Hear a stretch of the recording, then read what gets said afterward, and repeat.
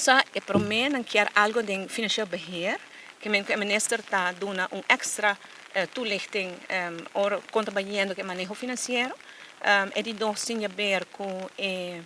per la persona con cui non si con CFT per me che lei anche dentro una figura per tema di personeelslasten e sei tambe ok e di tre di algo di saber e PPP no public private partnership no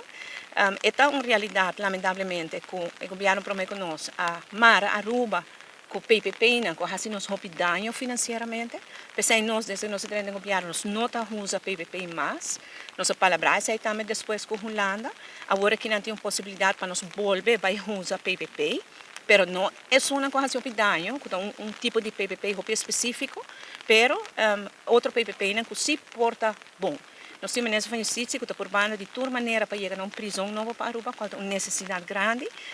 e a base de ESEI é a única maneira tá se você chegar a um tipo de PPP mas está na mesa com o CFT também e agora que nós estamos dando a CFT rol também agora que o governo lo quer vai para PPP porque nós não quer para o governo no futuro vai usar PPP mas é problema que nós assim tampouco senão nós está perto tudo o que nós trabalhamos então ESEI nos